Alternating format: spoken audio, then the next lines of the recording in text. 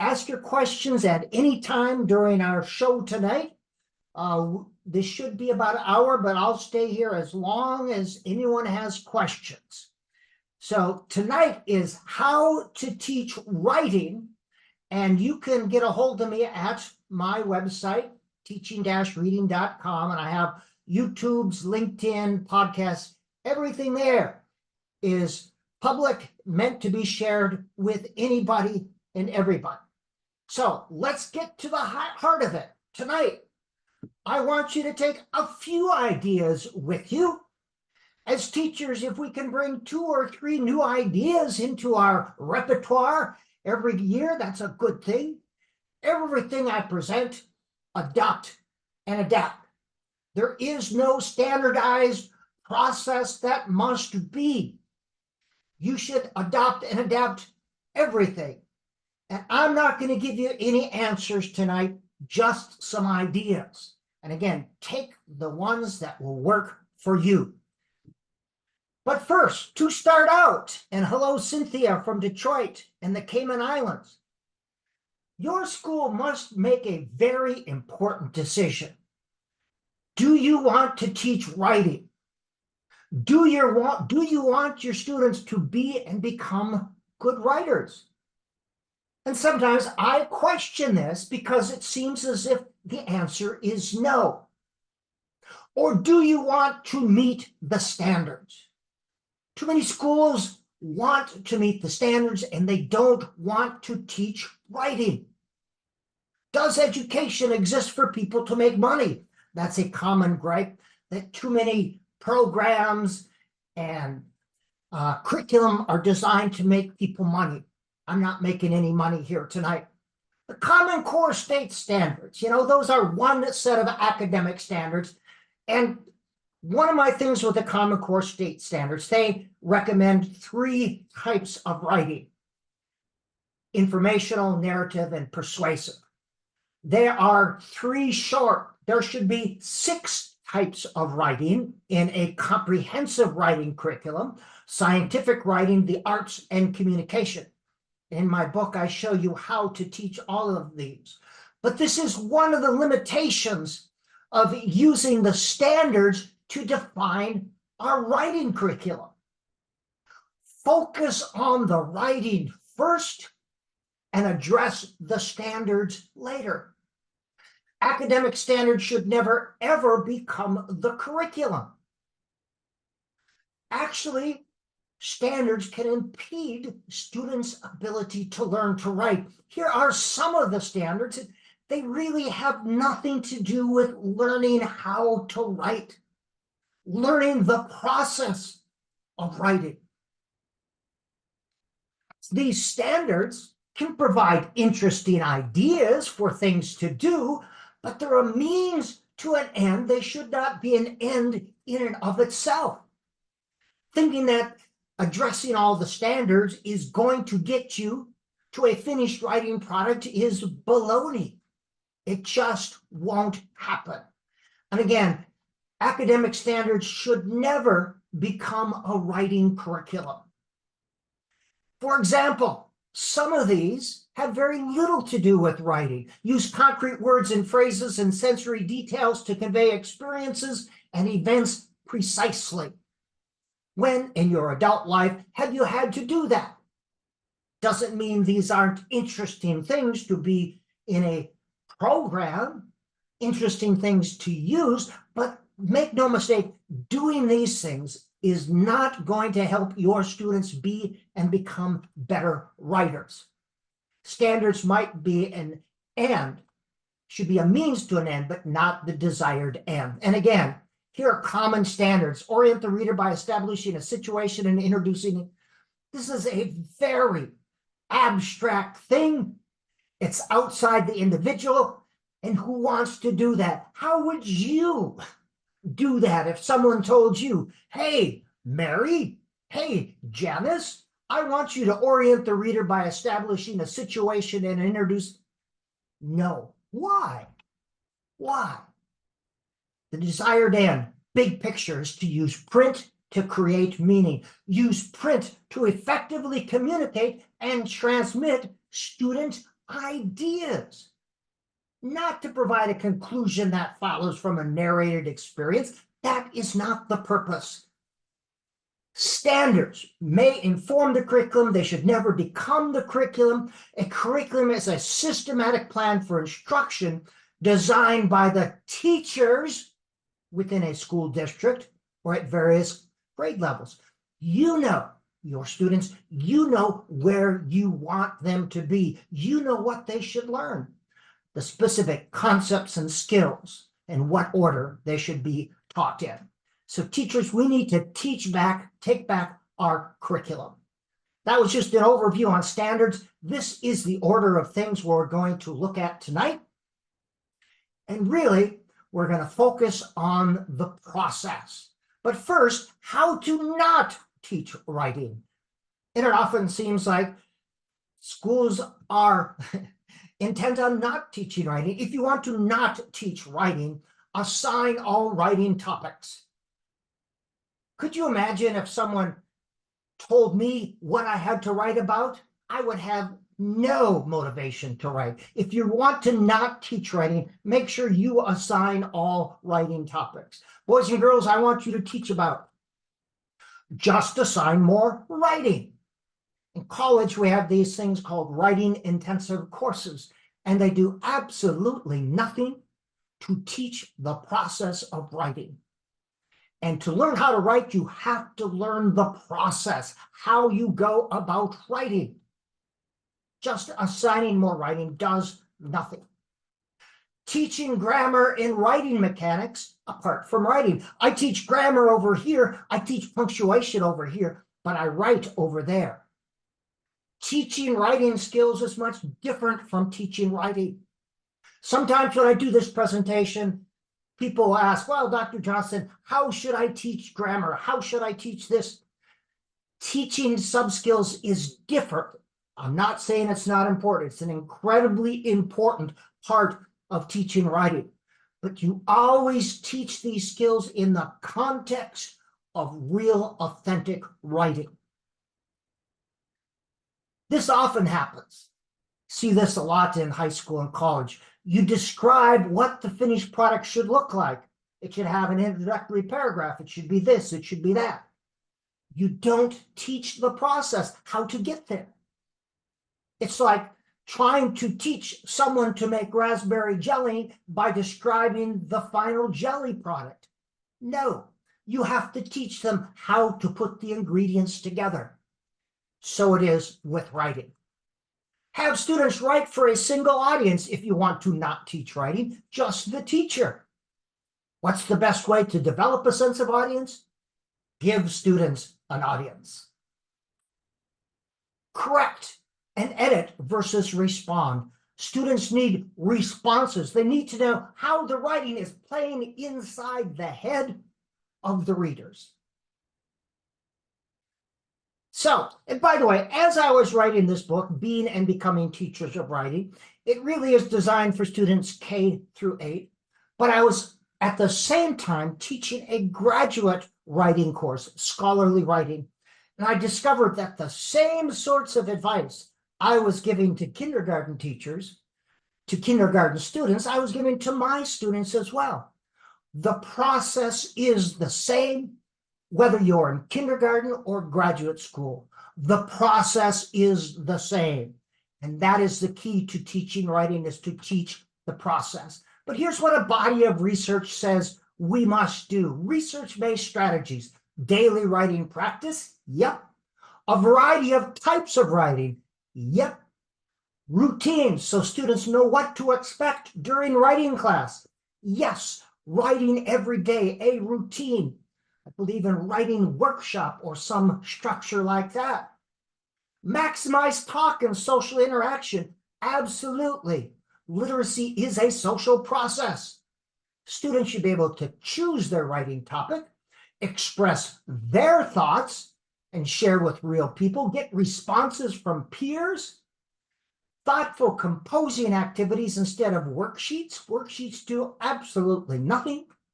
Allow students to take ownership of their writing Yes, and celebrate ideas.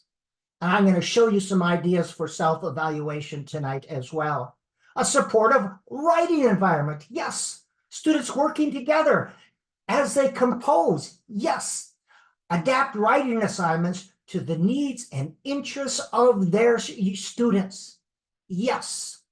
Provide scaffolds. Yes. Checklists for peer editing and teach skills specifically, but as students are ready for and as they need them.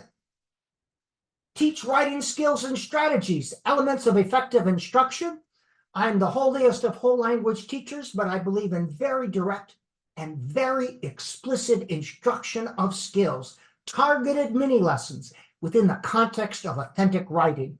And you must teach the process and the 5 steps, and we're going to focus on that tonight. And that's nothing new.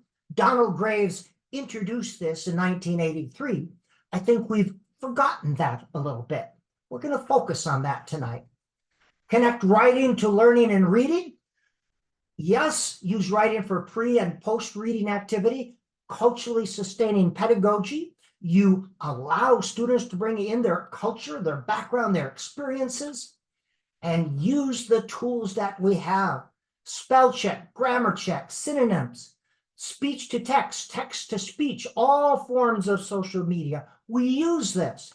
We align our writing instruction with students' natural inclination to write. So, and lost my train of thought because I was looking at your questions here. Assigning writing topics. Yes, if we want students not to write, assign them the topics that they have to write about.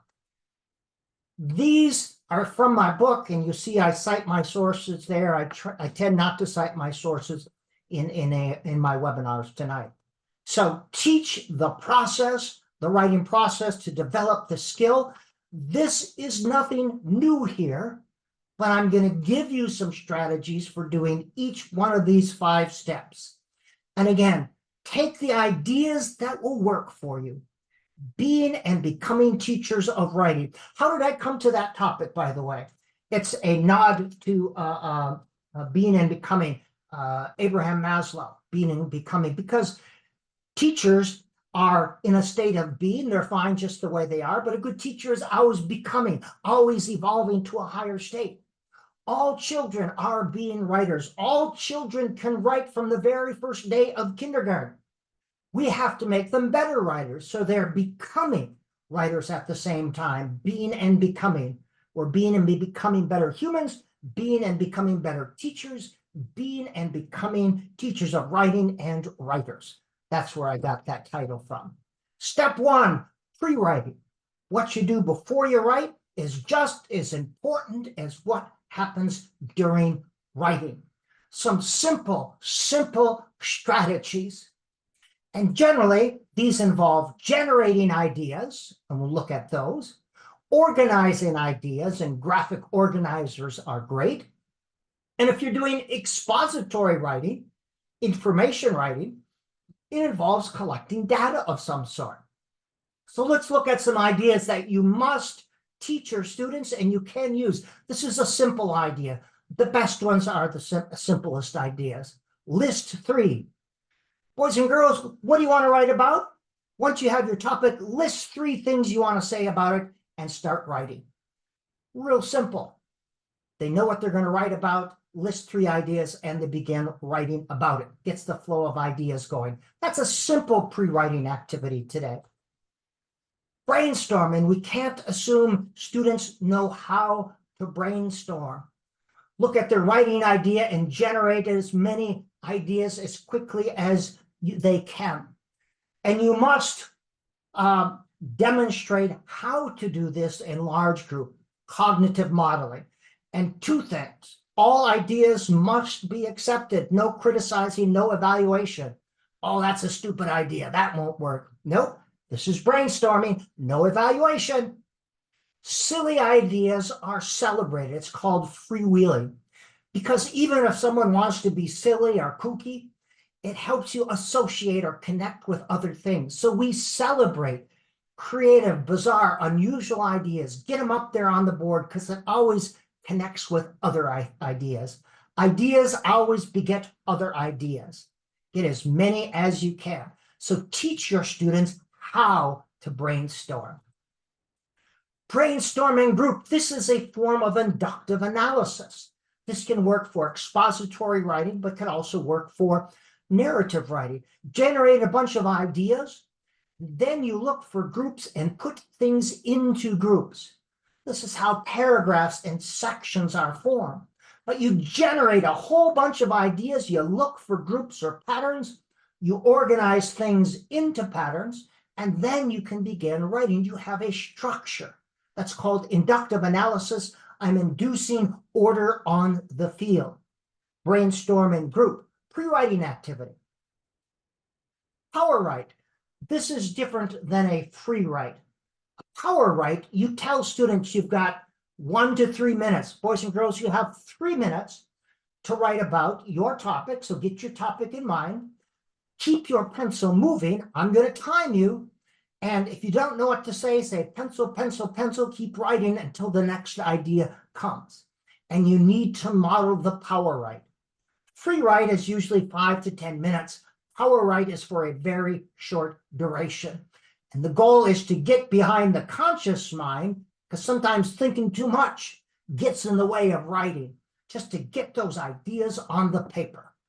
That is a power write. And here I demonstrate my own power write. Find an idea, attach words and pictures, write quickly, keep the pencil moving. If you don't know what to say, just say pencil, pencil, pencil. And I'm modeling this on the board. I bring in and this is why I'll say tonight, it's important that teachers of writing write as well. Doesn't have to be big or complimenting things, but you understand the process and you can say, boys and girls, when I was writing, this is what I did to get my ideas on the page. The power write. The brain walk. This is great for getting writing ideas, and you model this. This is where you take your brain out for a walk. You start with a word, and then the first thing you associate, you write down. I did this, did the polar plunge, and I immediately thought of cold water. Then I thought of lifeguard training. It was at a camp, and I got hypothermia and had blue lips, and that reminded me of Eddie in the pool. He was drowning, and I saved him, and I pulled him up, and I remember he came to restroom room, and you see how one idea links to the next, taking your brain for a walk. And in this pile of garbage, I found I had 3 or 4 great writing ideas, things to write about. And I would record these in the cover of my portfolio, and I would write about them another day. Mr. J, I don't know what to write about.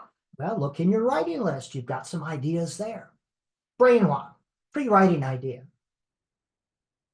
Web and brainstorm. Some people like the visual layout of this. This is nothing new, by the way, but if you have a topic, related ideas, generate, these become paragraphs or sections.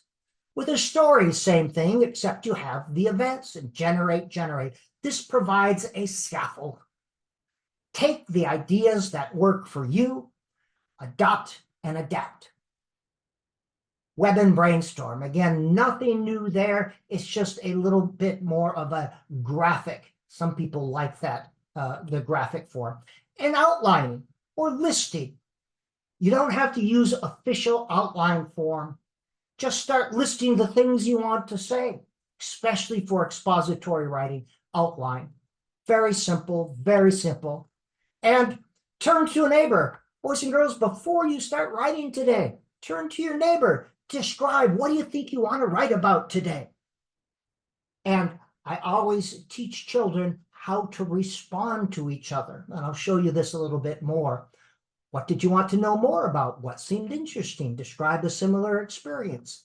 So I have these in poster form up on the board so students know how to respond when someone is sharing their writing ideas. This should take 3 to no more than 5 minutes before they write. All right, boys and girls, you got some good ideas. Get those on paper now. Get them on paper. And I usually have a list of pre-writing ideas, pre-writing activities. These are just some. You can use your own. These are just some of the ideas. All right. Step 2 is drafting. And you must teach your students. This is like a potter throwing the glob of clay on the wheel. You have to write poorly. You get all the ideas on there so you can start shaping. You cannot write well if you're not first willing to write poorly. Get those ideas. And I'm a real writer. I write things, and I often have to remind myself, and I've been doing this for 30 some years, I get so caught up in getting it just right, I get stuck. And I have to allow myself to get garbage on the page. And getting that garbage on the page, you begin to see the structure. This is why it's important to be writing stuff as teachers of writing. So you can say, boys and girls, I didn't know where I was going with this, but I just decided I need to stop and just get the ideas on the page. Step 2 is drafting. Don't think, get it out. Don't think some more, get it out some more. Repeat as necessary. And I show them examples of my draft with scratches and marks and arrows all over it. That's what a good draft. A good draft, if you're writing well, that's not a good draft. A good draft should be garbage. It should look horrible. Now, most writing activities you will do in your classroom are pre-write, draft, and share. Pre-write, draft, and share. That gets you a lot of good drafts. That's most of them. These take anywhere from 3 to 10 minutes. Most of the writing activities. Responses is what makes writing come alive. Hearing other students respond, reading, and it provides you ideas for revision. Getting that response from peers is powerful. And the best way to develop a sense of audience is to give them an audience. And again, you're teaching your students how to respond to each other's writing. These are some ideas for response guidelines. And you can find these in my book. You can Google it online. Lots of ideas. These aren't mine. These are things I found online. Simple steps from kindergarten up to graduate school. Nothing new here. A lot of good ideas. We don't have to reinvent wheels. Good teachers doing good stuff. Let's share their ideas. Listen, look closely. Be the teacher. Adopt and adapt. You don't have to do it my way. You don't have to do it this way. Do it the way that works best for you and for your students. All right, most of the, as I said, are pre-write, draft, and share. And then students should put their drafts in a file folder or a milk carton or a notebook on the shelf, someplace but not in their desk. So that when it comes time for writing, you can say, boys and girls, you can work on a draft that you want today. Go grab a draft and we'll be working on that today. So in a writing workshop, and I'm not going too in-depth for this, you don't have a specific beginning and end where students are beginning a piece at the same time. There's pieces going on at all different stages. So students are able to pre-write, draft, edit, revise, whatever, wherever they are at. Step 3 is revising, and this is the heart of the writing process. Revise is to review or see again. This is where you're shaping the clay. You've put the glob of clay on the wheel, you're spinning it around and you're shaping it. And when potters make a pot, they don't do one spin, they do many spins, and they begin to shape and see the pot within the ball of clay. That's what revising is. It is not an editing session. It is not an editing session. Here you're moving ideas around. You're saying things differently. You're reshaping it. You're going to address grammar and punctuation in step 4, not in step 3. This is where you go over and over again until it sounds just right. revising. A simple revising strategy. And this is something you review. You teach them. You use cognitive modeling. You're thinking out loud. And a reread is just going sentence by sentence. Once I've got the whole draft, I move to the part. Does this sentence make sense? Is it just the way I want it? Is there anything that does not need to belong there? Then go to the next sentence. And once I've done the whole paragraph, I read the paragraph. Is there anything that does not need to be there? So I'm teaching students this strategy to read it out loud. We can't assume they know how to do that. And by the way, reading your work aloud is a way to develop what's called a writer's ear. You get a sense for what sounds right. And another simple strategy, and I use this a lot, is having the computer read the paragraph aloud to me. You get a much better sense of how it sounds. You develop that writer's ear. Yes, that is text-to-speech software. It's in all our programs. You can teach students how to use this. You could have someone else read their work aloud as well, but reading it out loud. Text-to-speech software. It's incredible. I use it a lot. I go paragraph by paragraph. Use the technology that we have. Providing an audience, again, what did you like? You could read it aloud, or you could have students read their work during this revising process. What did it remind you of? What did you want to know more about? This is Magic Circle, and I've used this in second grade through graduate school. It's a responding session, not an editing session. And I'm going to go through this. It is so cool. Students identify a piece of writing that they want a response, and no names on it. They make sure there's no identifying marks. You collect all the students' writing. And again, I've done this from second grade through graduate school.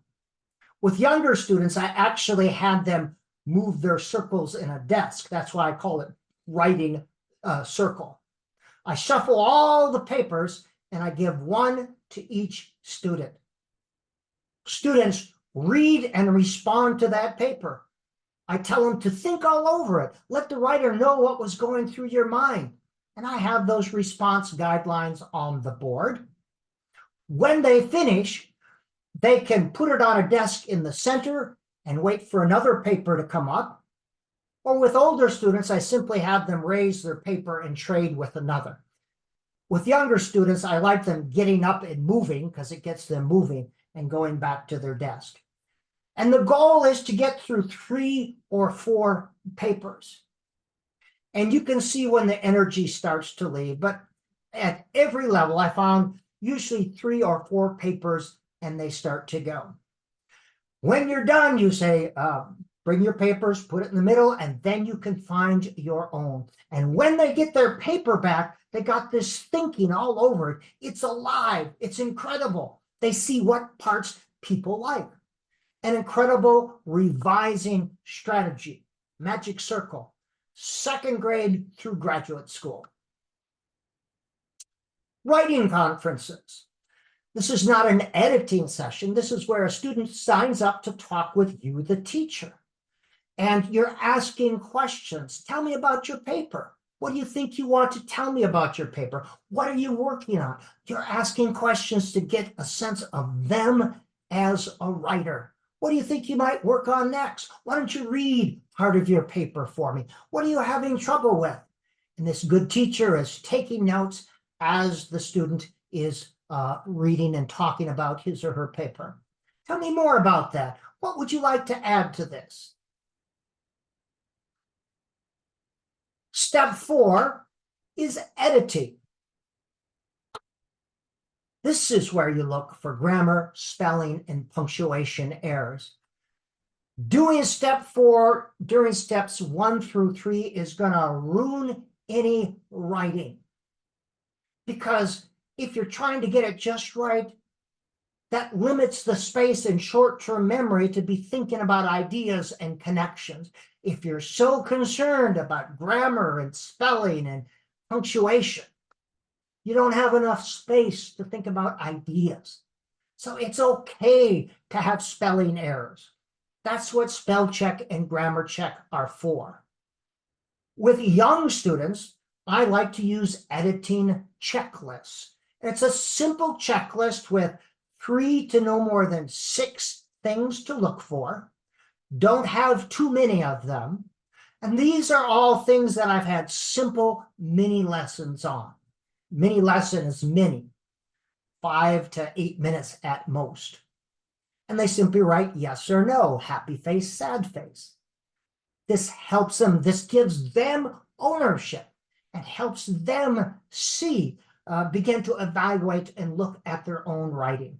And of course, if I'm looking at students' writing and I'm seeing students are having trouble with something, that becomes the basis of a mini lesson. That's very direct instruction because it is directly related to what students need at that moment. That's the joy of the mini lesson. So I make that put that on the editing checklist. And you can use these, you can find these online, a whole bunch of different ones. This is a checklist I use for a graduate class. So it doesn't have to be that complicated. Keep it simple, keep it simple. Keep it simple, keep it simple. Adopt and adapt. What are you looking for your students? Rubrics. I hate stinking rubrics because you spend so much time that they become too cumbersome to be of any use. And people think they're great because you can put numbers, but you get all these different qualities, and sometimes students have 2 of this and 2 of here and maybe 1 here. A rating checklist is a lot easier. This is a rating checklist. You simply rate it or check it 1, 2, or 3. Much more pragmatic, much more useful than a rubric. You can't assume that students know how to use a spell check and a grammar check. Even at the undergraduate level, I have to teach my students, the Fab 5 checklist. Again, okay, there you go. And you can find these online. This isn't Andy thinking. There's so many good ideas online. You don't need to reinvent wheels. Thank you for asking these questions. We can't assume that students know how to use a spell check or grammar check. Even my undergraduate students, I have to tell them those red lines under the words mean something. That grammar check means something. So don't assume students know how to use that. Keep it simple, keep it simple. Peer editing. Here's 2 great peer editing ideas. The first one is a station idea. This is where you have a designated day and you focus on 4 to 6 skills. And each group is assigned 1 skill to look at. And students are told, make sure you have a piece ready to be edited on such and such a date. And then the papers they have papers at different stations, and students rotate to different stations. So if you are the sentence group, you look just for complete sentences on all the papers. Then you go to the next and look for the complete sentences there, and to the next, so that they get through all. What step of checking coherence comes? When is the step of checking coherence comes? That is the revising. Does it make sense? Is it the way I want to? So that would be step 3, revising, to see if it makes sense. Yep. So peer editing, 1 group has 1 skill to look at. So you have maybe 4 to 6, and that's all they do is look at that skill. You can rotate students through all the stations, or you can rotate papers through each of the stations. The second peer editing, is called an editing table. Students who have completed their own edits bring their work to the editing table. And you have 2 to 4 student editors working with a parent, or older student. Every student should have a chance to become an editor. They use a checklist, and they go through and they edit the paper or help to edit the paper. Again, I like having older students, or parent. It is the thinking moves from outside to in. This is how you learn. It's that social learning as you talk about papers, as you learn to edit papers. And everyone needs an editor. Everyone needs an editor, myself included. Everyone needs an editor. All right, step 5, sharing and publishing. And this is the magic step. To develop a sense of audience, this is what makes writing come alive. This is what makes it real. This is what makes it exciting to see how it plays in the heads of your audience. Now, I'm going to differentiate 2 ways. Sharing is a single event or a one-time interaction with the text, in-person listening or reading of someone's written product. And publishing is a product that people can listen or read many times over, like a recording of something. This will become more clear in just a minute. Different ways to share. This is nothing new. An author's chair. Sign up when you're ready to share your piece. Usually 2, no more than 3 author's chairs in a day. It's kind of hard for students to listen to more than that. And if students are ready, they can sign up. You can have a sign-up list. You can set goals. I'm going to do 1 author's chair this quarter. Small group sharing. This is the simple. Or reading to your group. In your group, you can read your work out loud. You can read and pass activities, read and exchange. And I use these in my college courses as well as with young students. To read and share. This is when I'm doing the basic pre-write drafted share. I do a lot of this. But there's no way this must be done. Adopt and adapt in ways that work best for you. If you're seeing these ideas and saying, boy, how should I do this? There's no way that it must be done. You need to find the way that works best for you and your students. Things that work good for younger students often don't work the same way with older students. Open mic day. It's like open mic night. Set aside a day for students to read short works. And this could be in the classroom, the grade level, or school. Set aside like 2 minutes, and you'll find that students will be writing for open mic. Boys and girls, we're going to have open mic day on next Friday. So if you have something you want to share, this is your time to do it. You could have poetry day, comedy day, social issues day, monsters day, whatever. But I put a time limit on 2 minutes usually. And it's often good to preview what students are going to write and say about. But doing this, students will begin to write specifically for open mic day. And I'll show you why this is important in just a minute. You may be thinking, oh, this is just silly writing. This is not how writing works in the real life. Here's the thing about these creative, silly ideas. The same process used for writing comedy and silly stuff, that same process is used for academic and professional writing. It's the process we're concerned about. Students get to see the power of process and the power of their words. You could do things like dramatic readings of narrative texts, kind of like author's chair.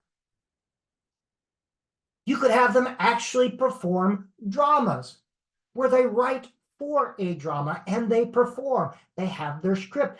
It gets them writing. It gets them writing. That's the important thing, writing and sharing. And silly writing is good. It's the process that they're taking with them. And this is the type of thing students are motivated to write. They naturally have this inclination to write, to share, to perform, to be silly. So let's tap into this natural inclination. Instead of writing reports on grain exports from Bolivia, find things that students want to write about. Podcasting and audio recordings, absolutely. We've got the technology. It's very simple. You can record these and post them on a trusted website. These are publishing things that students can access over time. Video recordings, absolutely. Again, they'll be writing specifically for this, or they could take a piece of work and they could turn it into a video recording. Class books are always a hit. You could have groups of students to write on an anthology or a theme. These become part of the classroom library, and then students the next year can see what older students wrote. Students love reading what older students have written when they were in the same grade. So class books, anthologies, there's a lot of different binding sorts of things that you can use. I'm not seeing it on the site yet. Oh yes, my new book just came out like last week. So this book, Being and Becoming Teachers of Writing, it's not on that website yet. Thank you. It just came out last week, literally. Here's a student sharing. Publishing parties, yes. Celebrating, yes. Have fun. Fun is fun. Arts magazines, yes. Poetry, graphic art, writing, yes. In my book, I do talk about bringing the art back into language arts. And I call it language art, using language to create art. That's what language art is. Not language arts, but language art. And I talk about poetry as well. Writing contests are fun. This could be grade level. You could have a school-wide, multi-school event, kind of like speech contests, but you have writing contests where you give first, second, or third level, blue, red, and third place, not place, but like blue ribbons at the county fair. I used to do this with creative dramatics. I had a first level, second level, blue ribbon, red ribbon, and a yellow ribbon, except I never gave any yellow ribbons, only blue and red. And I had best of show and best in different categories. I did this with creative dramatics when I was in gifted and talented coordinator, and I did this with writing as well. Gifted and talented, providing these open-ended activities where students can get in and take them as far as they want. Every student has a chance. And here's what I love about these sorts of teaching writing through animation. Yes, here's what I love about these open-ended activities. You see talents that you wouldn't see simply by assigning topics and worksheets. You see things in students that you don't see with this one-size-fits-all curriculum. This is the joy of writing. This is the joy of art. Absolutely. You could have a writing contest live where you read it live right there. This one, students submit their work. This one is like a speech contest where you come and you read your work aloud. And again, adopt and adapt. Have fun. Fun is fun. All right, couple of things. Impact of in-class sharing. When I'm doing in-class sharing, again, from kindergarten through graduate school. Boys and girls, what do you want to write about it? Turn to your neighbor. All right, get those good ideas on paper. And there's always this buzz of talking. And then I say, okay, great, get those. I tell them to get their ideas on paper. And then it's quiet for a while. And I'm watching their pencils. And when I see the pencils begin to kind of slow down, I see the energy leaving the pencils. That's when I give a verbal mile marker. All right, boys and girls, finish the idea and we'll share in about 2 minutes. Finish the idea you're working on. And the whole experience maybe takes anywhere from 5 to 8 minutes or so at most. Simple impact. When you share, you develop this community, this understanding. It's not going to happen the first day or the first week, but sharing real thoughts with other human beings, you begin to understand, sharing these real ideas and experiences. It is a powerful thing, whether in second grade or undergraduate students in my college courses. It's an important part of my college courses. Silly personal writing. And again, does this get in the way of the writing students will need in their real world? And I've answered this, no. Silly personal writing is all good because they're learning how to convey thoughts and ideas effectively. And it's the process that transfers. The skills and processes learning in creative personal writing transfer to more formal writing. It's the process, and we're teaching the process. So yes, silly creative writing should be encouraged. It enhances motivation, but you learn the process. So don't be afraid of being silly. Silly is good. Put the art back in language arts, poetry, drama, song lyrics, comedy monologues. Yes, YouTube videos, interviews, whatever you think your students might enjoy. If it involves putting ideas on the paper, that is good. Put the art back in language art. You see the different sorts of things.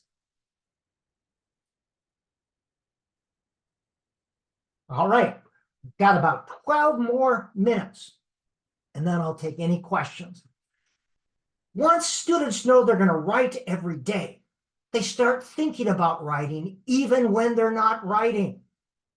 Now, if students aren't used to writing, it may take time. They may have trouble. I don't know what to write about, Mr. J.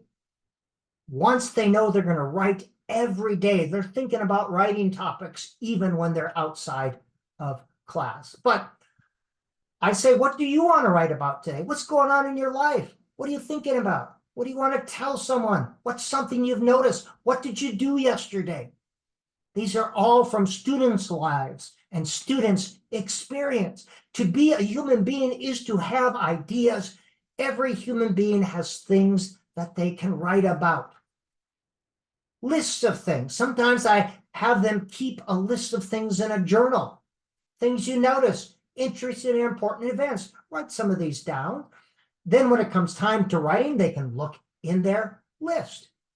Interesting or important people to write about. Things that you wonder about.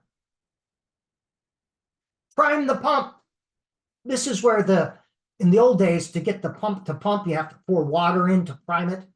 This is where the teacher shares a short writing excerpt, something ideally that they have written. And then you say, what are you thinking about right now? What do you want to say about this? What do you want to write about? Have you had a similar experience? Priming the writing pump. We've talked about brain walks, and I've given you that example. Teacher writing prompts. Yes, you can use a teacher writing prompt. The goal is to be prompt free. These are like those skinny tires you put on a car to get you to the gas station. If you're going to use them, know that they're temporary devices. And there's nothing wrong with a writing prompt, but try to keep them specific, universal, and open-ended. For example, this is a bad one. Describe a favorite family vacation. All right, you can't assume every student has a family, feels comfortable with his family, had a vacation. All right, you have to be universal and open-ended. Something like, describe something you enjoy doing. And here's a trick with teacher prompts. Always test them out on yourself. How would I respond to that? That prevents you from having the lame prompt. I like to call these internal writing prompts.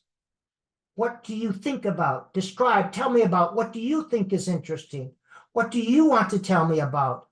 What did you see? What did you? Everyone can respond to these kinds of prompts if you're going to use them. And it's okay, you may have to use them more at the beginning of the year, but eventually you want students to be able to write from their own topics.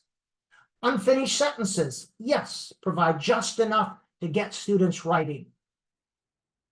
Here's some examples. I really like to. Blank is something I do when I'm bored. I had really fun when. It was scary when. All different ideas. Sometimes you can put a list up and say, choose one. Inauthentic, bad, expressing other people's ideas, writing what they don't want to say, organizing or explain someone else's thoughts. When students are asked to write a report or prove they've read a book, these are bad writing prompts. Write a story about. That's probably one of the worst ones because it's so abstract. What is the author's point of view? I don't care. You read a book and you're asked to describe the author's point of view. No, I don't want to write about that. That wasn't my reaction. Keep it limited. It makes it harder for students to write or to learn to write if they're writing about something they don't want to write from someone else's point of view. It makes it easier if they're writing what they want to say, what they want to express. And that's our goal, for students to learn how to write, how to express their ideas. Writing is easy if you teach the process, and if students are allowed to say what they want to say, and if students get to choose their writing topics. Writing is easy. Look at this young man here. You can see he's excited to get his ideas out. Get them to write from their experiences, their expectations. And more is not better. This is sometimes a student will come up to you and they'll have just a little, and you'll say, oh, go back and add a little more detail. But more words does not make something better. In our adult world, we have to write concisely. If a student has said everything they've had to say, then find something else for them to write about. And I'm very hesitant to give minimums. Write 3 to 8 sentences. Write 2 paragraphs about. Shorter writing is just fine. If they've said everything they've had to say about something, find something else for them to say or write about. Rigor is not the same as complexity. All right, I'm going to end it here and see if we have any questions or things to add here. Who can teach writing? Okay, I'm going to write my email here. And if you wish to get a CEU certificate from MSU Mankato, send me that email, just requesting that. Someone has a question here. Will there be an email sent out with additional information or a summary of this PD? What additional information would you like? This was typed in the question. This is an excerpt from my book. I'm not here to sell my book, but I've got a lot of good ideas in my book, Being and Becoming Teachers of Writers. And this is published by Routledge. Being and Becoming Teachers of Writing, Andrew P. Johnson. If you go to Amazon, you'll find it. A recording of this will be sent to all who have registered. Absolutely. Email address is, I'll put it again, andrew.johnsson@mnsu.edu. PowerPoint. I will send you a recording of this. I'll send this out to everyone who has registered. I did not see the email you were speaking of, Laurel. It should be in the chat. Oops. Let me try that again. Okay, try it again. andrew.johnson@mnsu.edu. There you go. Now you should see it. Yep. Being and becoming teachers of writing. Andrew P. Johnson. Got lots of ideas there. This was just an overview. There's nothing new about the 5-step writing process. We seem to have just forgotten about it. Other ideas or things to share? Got one more from the question. Email sent out with it. Yep. How do we teach genre? In my book, I hate saying in my book, but there are the 6 different genre: persuasive writing, expository writing, someone added a question. I lost my train of thought, but I teach how to teach the different genre there. At a point, it's really different to learn from a native expert than to learn from ordinary educators. Okay, I don't quite understand that question. Specific writing tools you recommend? Yes. Paper and a pencil are probably the best writing tools that you have or that you need. That's really all that you need. And then use the technology that you have around you. You have a word processor. Use email. Teach students to write using email. Usually starting in 3rd or 4th grade, students are given their own school emails. Use that. Have them write emails. This is described in my book, Communication. That's one genre of writing, personal communication.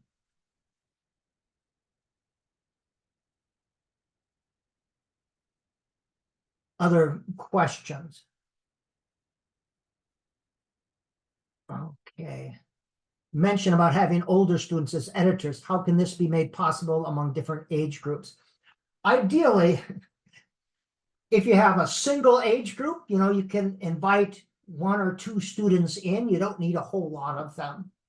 If you're in a multi-age classroom, which are kind of great, you can have the older students become editors. When I'm using editing tables, I usually only have 2 editors at the same time. And you can have pairs, you can have parents come in, or you can have older students. Yes. Doc cameras, excellent tool for modeling. Yes, document cameras, posters, old-fashioned whiteboards, typing on a screen in front of your students, all ways to model and to think out loud. Boys and girls, when I was writing, I got stuck here. I didn't know what to do. I decided to play it back on my computer to see what didn't sound right. Other good ideas that you might have to share?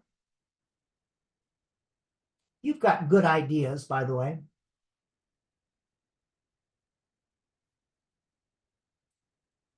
Don't think you have to. I wrote this book because I couldn't find a good book on how to teach writing. I was developing a writing methods course, and there simply was not one.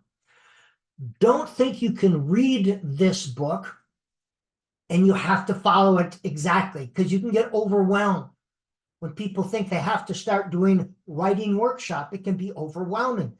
Take a little piece and start small, but think big. Think big.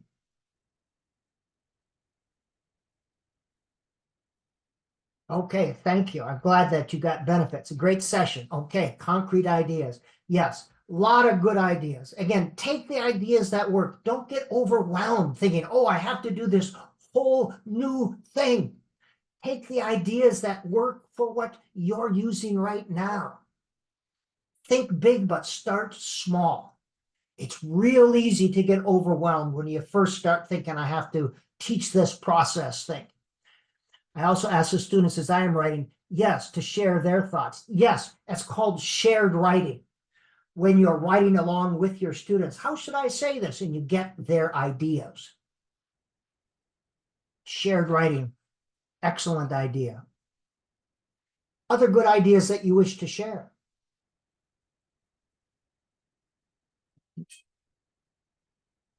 I'm going to put adopt and adapt. Yep.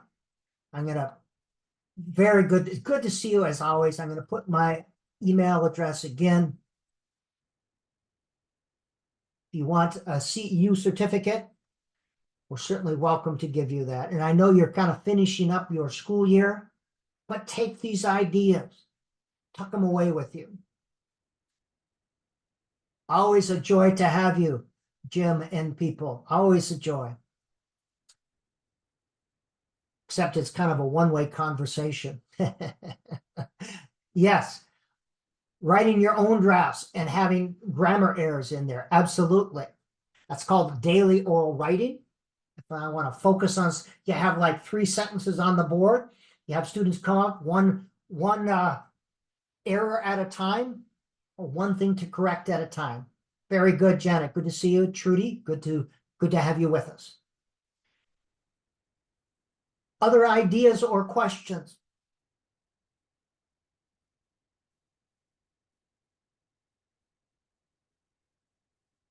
Okay. I'm glad you found it of worth. Take 1 or 2 ideas with you. 1 or 2 ideas.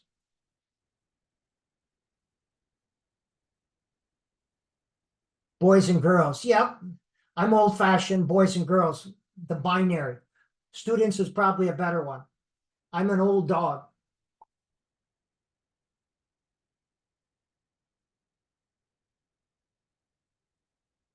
I like calling them, yeah, I can call them children.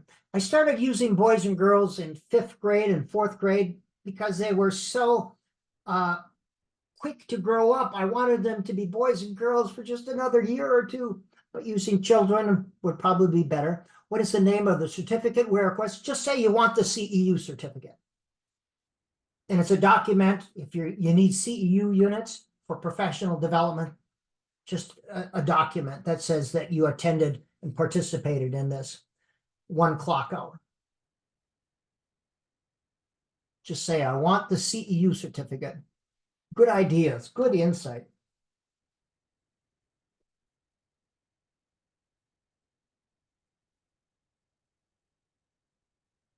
Yep, got to stop the binary, boys and girls. So yeah, that's a good point.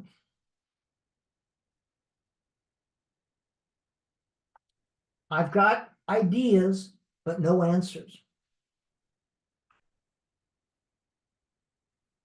I've got ideas, but no answers. Okay, get in your last questions, because I'm going to go start sending out certificates.